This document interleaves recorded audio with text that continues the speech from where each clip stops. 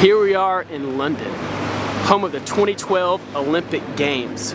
It's estimated that 8 million people have gathered here in this city to watch these athletes perform. Not only have 8 million people come to this city, but the whole world has turned their eyes and ears upon this place to watch the spectacle, these Olympic Games. You could say this is a universal gathering because everybody's attention is focused on this place and what's happening. The Olympics date back to ancient Greek times, all the way back to 8th century BC. You know, Paul uses the Olympic Games as a metaphor in Hebrews 12:22. He says, the myriads of angels into the universal gathering. You know, the universal gathering, that word in Greek is panegeris, which means a universal gathering, a festal gathering, a gathering of a group of people coming together in a public place to celebrate a festival. So this is what we have going on here. The myriads of angels, thousands and thousands of angels. The universe has come together and is focused on one thing. It's the universal gathering. You know, 1 Peter 1:12 says that angels long to look into the activities of the gospel. This longing in Greek is a stooping and stretching their neck to intensely desire and to see something wonderful. So what is this wonderful sight? Well, the Lord, He shows us in His speaking in Matthew 16:18. He says, I will build my church, and the gates of Hades shall not prevail against it. You know, the Lord lived on this earth, and He died, and He resurrected, and He became the life-giving Spirit. And now us Christians, we have the Lord living in our human spirit. And since we have the Lord living inside of us, we are now qualified to get into this spectacle, to get into the universal gathering and participate. But what is the spectacle? The spectacle is a battle. Going back to Matthew 16:18, we have two parties. We have Christ and the believers against Satan and the powers of darkness. And they're warring against one another. But what is the battle? The battle is for the building up of the church.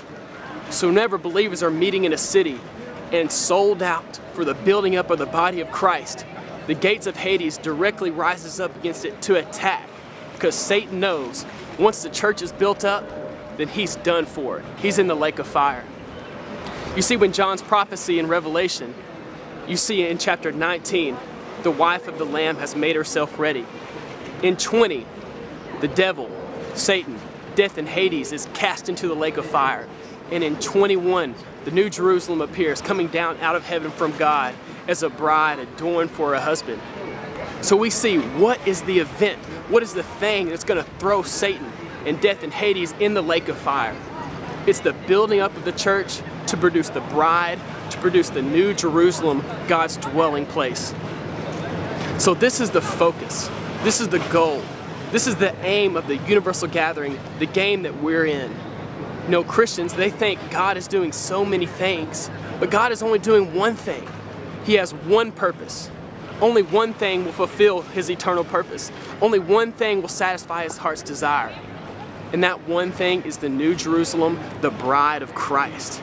So if that's the one thing that's going to satisfy God, shouldn't that be our focus? You know, coming on this trip, I asked myself, Lord, how do I get into this battle?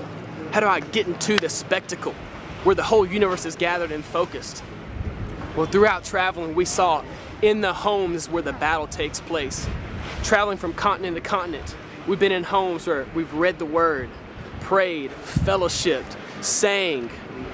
It's been so wonderful just worshiping the Lord and seeing the spiritual activity and just kicking Satan in the face in the homes of the believers, where you can get intimate, where you can get personal and get built up together with one another. You know, the Apostle Paul in Romans, he writes about the gospel of God. But at the very end, he gets very personal. He says, greet this person, greet these people in the church which is in their house. And he goes to these list of names, knowing that his writing, he's been very personal and had developed a very good friendship with them. But after going through all these names, what does he tell us?